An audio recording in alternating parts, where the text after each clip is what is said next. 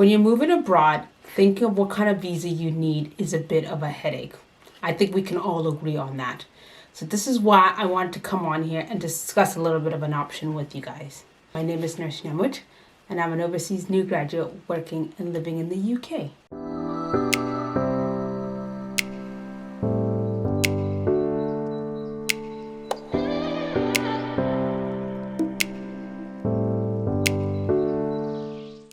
I don't know if I can claim new graduate status anymore, as I've been in the UK for 2 years and on a whole new visa, but we're going to go with it. We're going to run with it.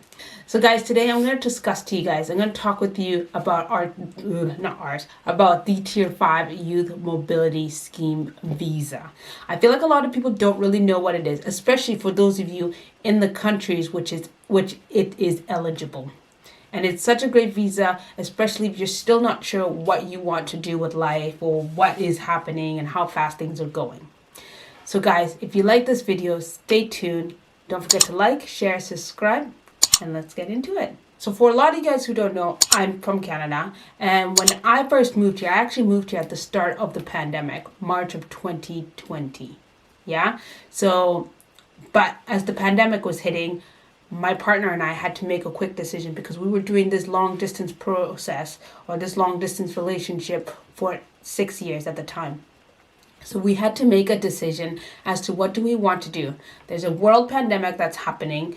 Does that mean we won't see each other for 2 years, or what does that mean? So we had to make quick decisions. Was just in line to have graduated nursing school that June and stuff like that. So we had to make quick decisions, and what we could find in that quick instance was this Tier 5 Youth Mobility Scheme visa. What is this Tier 5 Youth Mobility Scheme visa? So this Tier 5 Youth Mobility Scheme visa is a 2-year visa. It allows you to come to the UK and work in the UK for a solid 2 years. And so in that 2 years, you could work in various different job roles.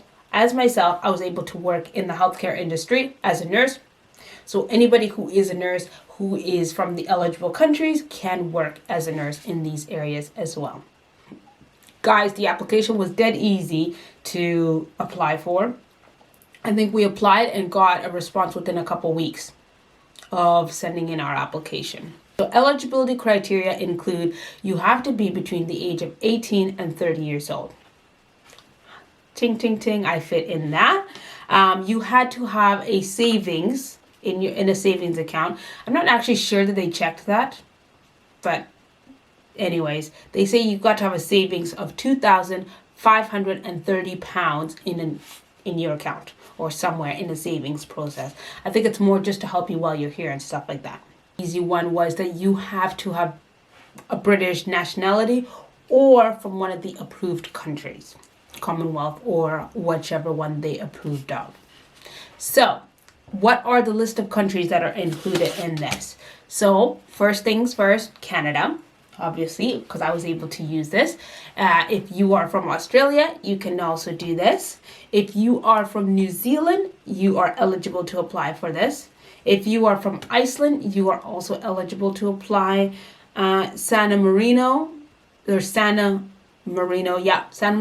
you can also apply for this. And Monaco is the other country that you can apply for this.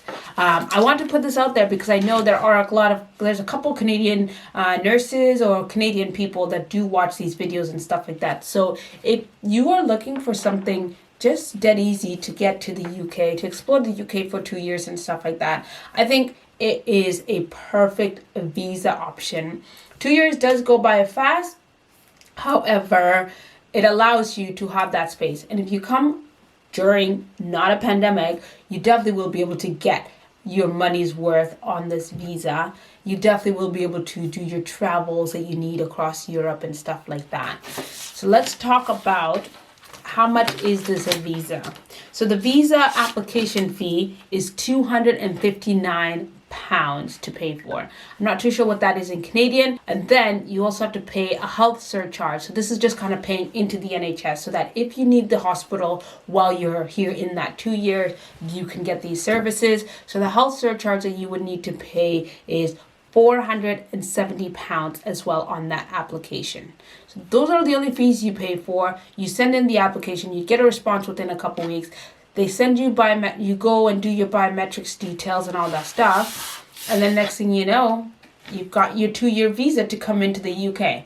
Now, so the problem obviously when you come here is you got to sort out places and stuff like that. But if you know people here, then it's dead easy. You can then start to apply for jobs. And you don't have, this is what I loved about it, is I didn't have to have any ties with any hospital who sponsored me. So as soon as I got a job in a hospital, I was able to work there. A year later when I had to move, I just packed my stuff and left. I didn't have to, and gave my notice just like a regular citizen would have been here. Whereas here in the UK, as an international nurse, you've got to go through this whole process. You've got contracts to meet. You've got to pay them back if you leave your contract early, blah, blah, blah, blah, blah. So what I loved about that, there was no headache. I didn't have any ties to any hospital. So if I was just like, you know what, I don't fancy this job anymore, I don't like this hospital, I could have moved to another hospital, which made it so simple. Travel was also so simple. Obviously, I didn't get to do much travels, especially the time that I was here because of COVID. But if you wanted to, Europe is right there, or wherever you want to go, you can do your travels within the time that you're here. I think it was just a really great option.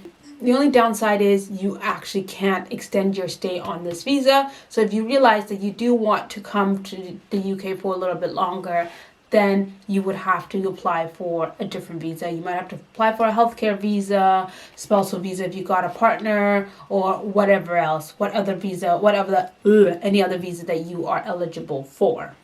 So that's the only downside of it, because once that 2 years is up, you've got to go back to your home country or sort out something for yourself. But it's nice and easy, and I think a lot of people pass through this. I think it's a really great option for people that are just wanting to explore and that are just, wanting to see a different side of the world for 2 years, and then it goes. So guys, if you like this video, don't forget to hit like, share, and subscribe.